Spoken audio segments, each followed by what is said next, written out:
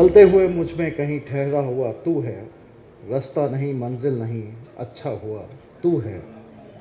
मैं यूं ही नहीं अपनी हिफाजत में लगा हूँ, मुझ में कहीं लगता है कि रखा हुआ तू है।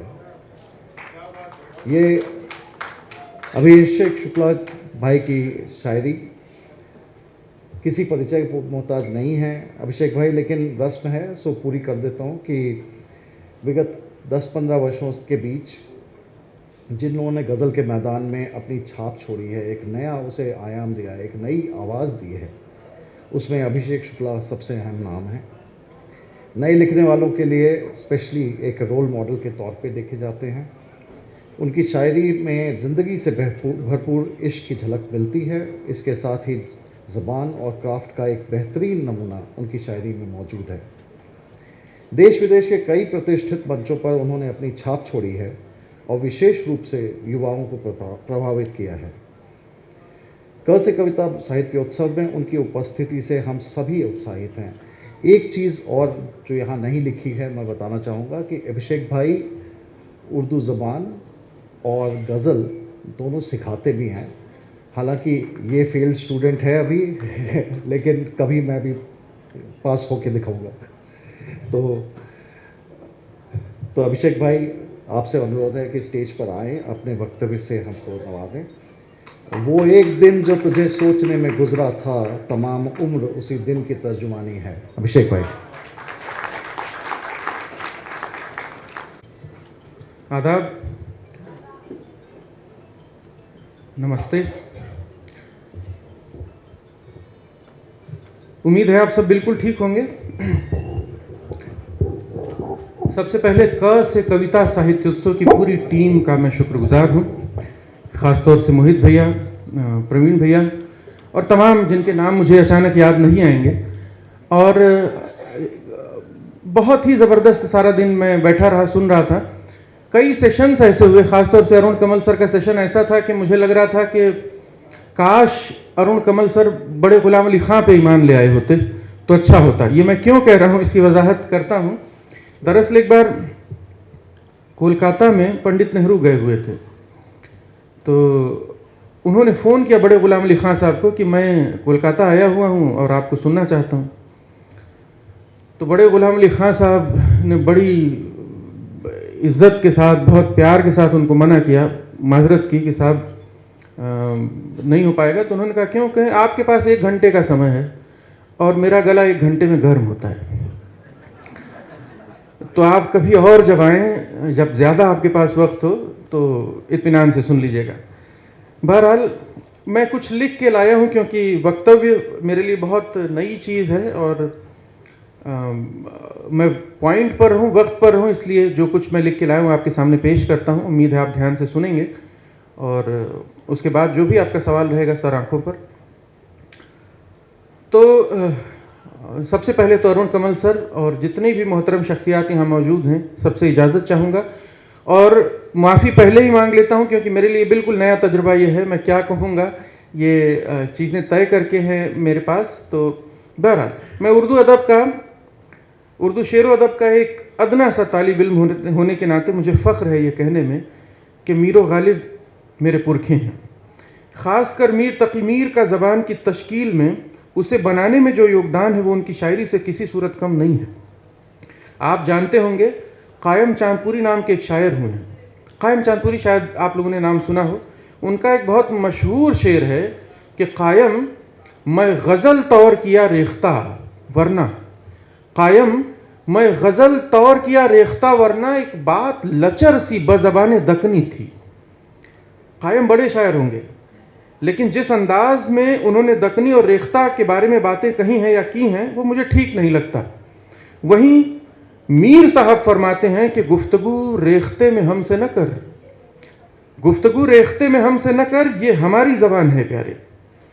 ये होता है ज़बान को ओन करना, ये मानना कि मैं इस ज़बान का हूँ और ये ज़बान मेरी ज़बान है। आज जिस विषय पर मुझे अपनी बात रखनी है उसका मरकज़ भी ज़बान ही है। ज़बान उसकी है जो ज़बान से मोहब्बत करे। इस विषय का इंतखाब मैंने अपने शेरी सफ़र और अपने उस्ताद की ज़िंदगी को ध्यान में रख कर किया है। हमारी ज़बान हमारी शिनाख्त है। ज़बानों को केवल कम्युनिकेशन का एक ज़रिया पर समझना भारी भूल है। ज़बानें अपनी तहज़ीब अपने साथ लेकर चलती हैं।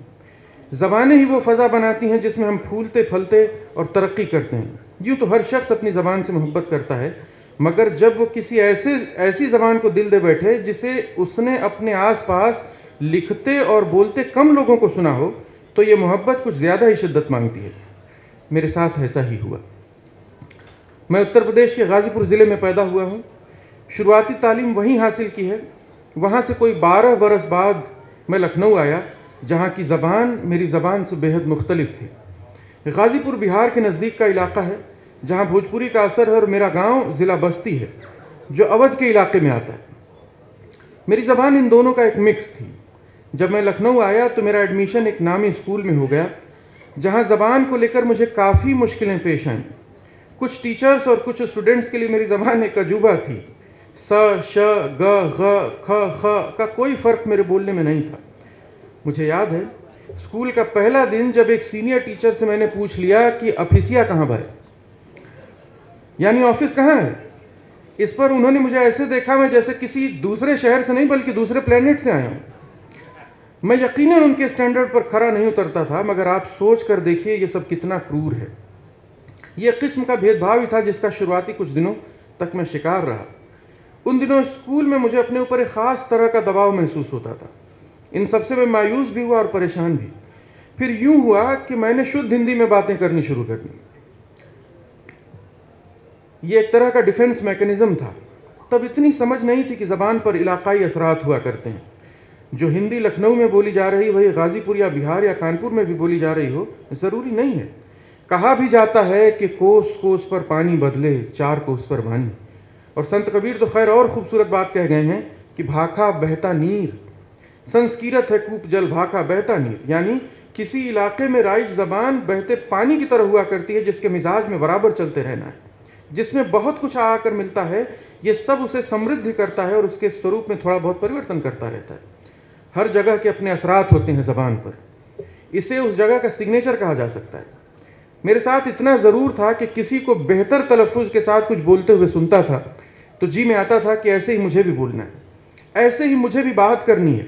ज़बान में मेरी दिलचस्पी थी, मगर आगे क्या होगा, कैसे होगा, क्या करना है, इसकी कोई समझ, कोई दिशा मेरे सामने नहीं थी।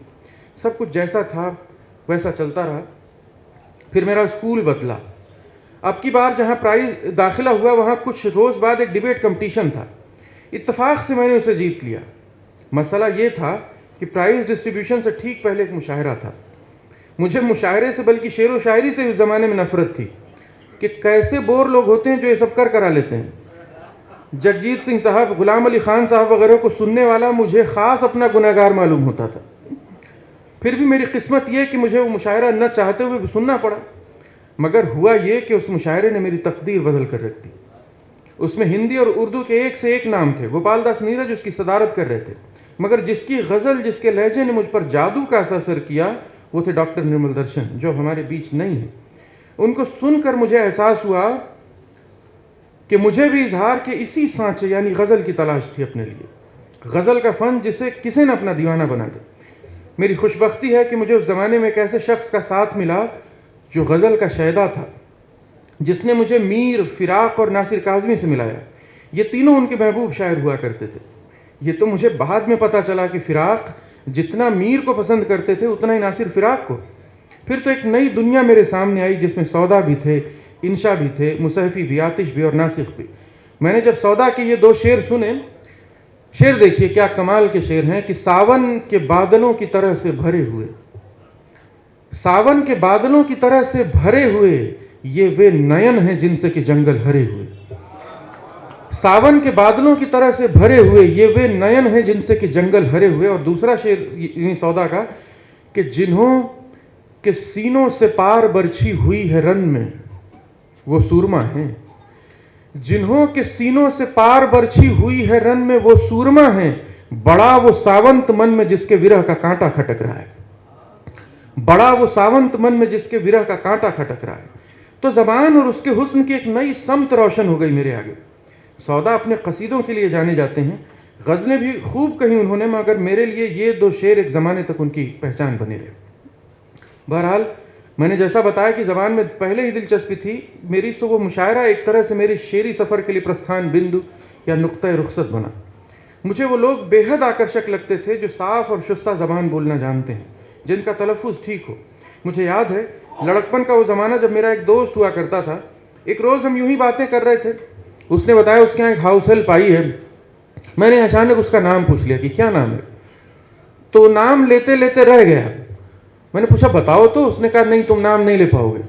दरअसल उसका नाम था बिल्कीस। इसमें जो काफ है, ये काफ की आवाज़ निकाल, मैं जाहिर उस ज़माने में काफ बोल ही नहीं सकता था, तो ये सुनना था कि मुझे बहुत तकलीफ हुई। वाकई में उस वक्त उसका नाम नहीं ले सकता था, लेकिन मुझे बहुत दुख हुआ। ये बात जैसे दिल पर असर कर गई। मैंने फ़ैसला किया कि अब ज़बान सीखना शुरू करूँगा, और ये सिलसिला अभी तक जारी है। इस वाक़े के बाद मैंने कुछ टूटा फूटा लिखना भी शुरू कर दिया। ये मेरे लिखने पढ़ने के शुरुआती दिन थे कि गुरुदेव रविन्द्रनाथ टैगोर की नसीहत याद आई, जो उन्होंने प्रख्यात हिंदी लेखिका शिवानी को की थी कि आप लिख किसी भी भाषा में सकते हैं, मगर अच्छा लिखेंगे, बेहतर लिखेंगे अगर अपनी मातृभाषा में लिखें। शिवानी उन दिनों शांति निकेतन में थीं और बांग्ला ही में लिखा करती थीं। ऐसा ही कुछ मैंने बलराज साहनी के हवाले से भी पढ़ा था। मैं उलझ कर रह गया कि शायद गलत राह पर निकल आया हूँ। उर्दू तो मेरी मादरी ज़बान है ही नहीं, मुझसे कुछ अच्छा नहीं होगा इसमें। लगातार एक अंतर्द्वंद का शिकार था मैं। सोते जागते उठते बैठते ये बात मेरे जहन में चलती रहती थी कि हो न हो मुझसे भारी चूक हुई है। मेरा मन गज़लों और उर्दू की तरफ से बेजार हो रहा था कि एक रोज़, जैसा आज सुबह अरुण कमल सर कह रहे थे कि फैज़ को पढ़ते हुए मुझे पता चला कि उनकी मादरी ज़बान उर्दू नहीं थी बल्कि पंजाबी थी। कुछ रोज़ साहिर के बारे में भी पता चला। अल्लामा इकबाल की भी मादरी ज़बान पंजाबी थी, लेकिन उन्होंने फ़ारसी में कितना कुछ लिखा है। मेरे अंदर धीरे धीरे ये बात अब आने लगी थी कि ज़बान उसके बरतने वालों की होती है, ज़बान उसकी होती है जो उससे मोहब्बत करे। यहाँ कुंवर महेंद्र सिंह बेदी सहर का एक शेर ज़रूर याद आता है, जो कहा तो उन्होंने किसी और मौजू पर था, मगर इश्क तो फिर इश्क है, वो ज़बान से हो या किसी और से। शेर यूं था कि इश्क हो जाए किसी से कोई चारा तो नहीं, इश्क हो जाए किसी से कोई चारा तो नहीं, सिर्फ मुस्लिम का मोहम्मद पे इजारा तो नहीं। इश्क हो जाए किसी से कोई चारा तो नहीं, सिर्फ मुस्लिम का मोहम्मद पे इजारा तो नहीं। मैं ज़बान के इश्क में गिरफ्तार था। फिर पढ़ते लिखते ये भी खुला कि उर्दू हिंदी से अलग कोई ज़बान है ही नहीं।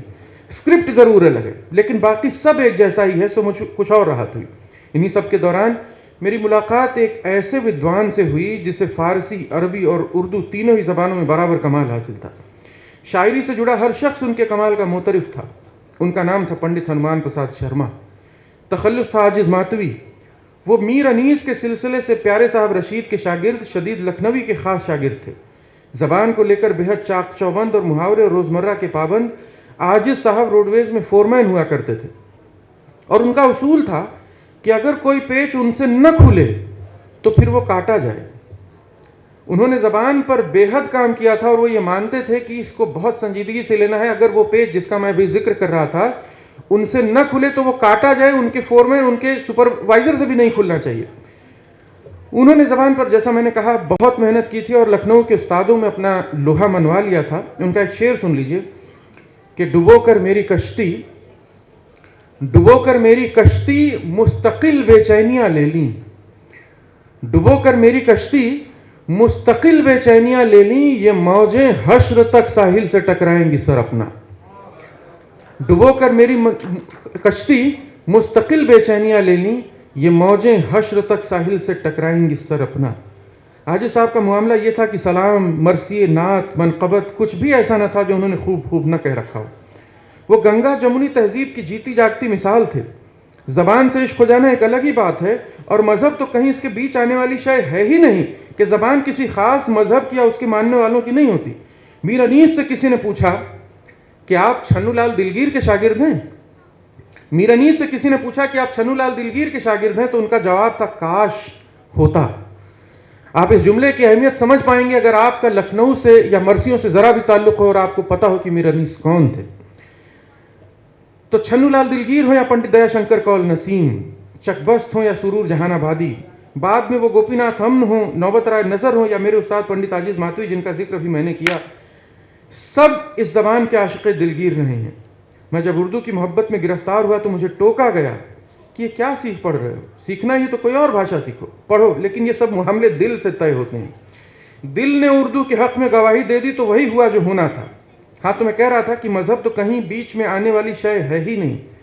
अगर आप जोश मलियाबादी को जानते हैं तो फिराक गोरखपुरी को भी ज़रूर जानते होंगे। मंटो और इस्मत को पसंद करते हैं तो बेदी और कृष्णचंद्र को भी ज़रूर चाहते होंगे। शमसुर रहमान फारूकी साहब आपकी नज़र में हैं तो गोपीचंद नारंग साहब और ज्ञानचंद जैन साहब भी ज़रूर होंगे।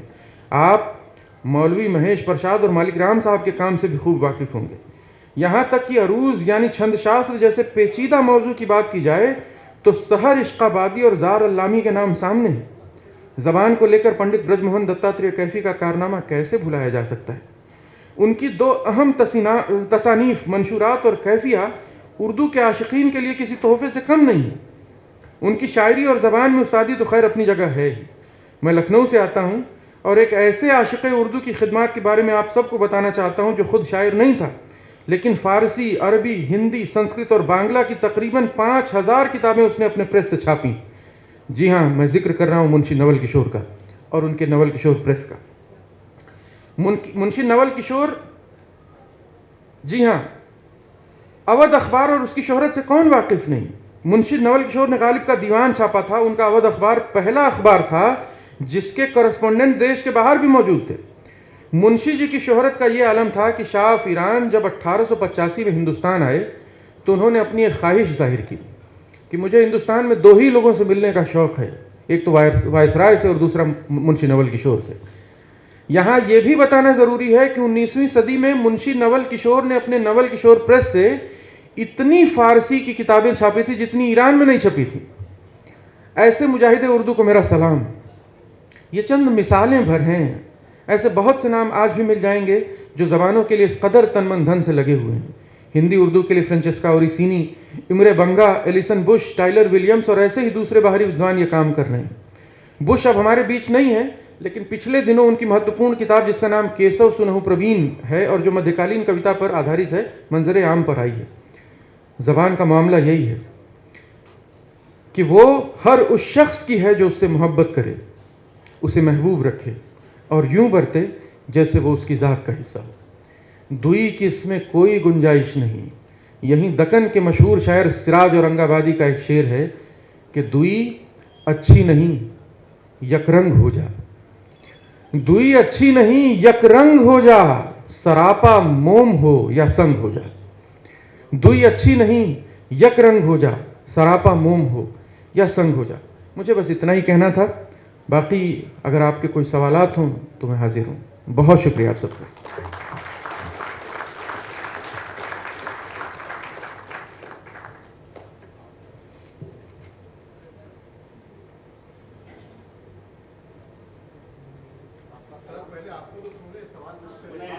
अरे सर,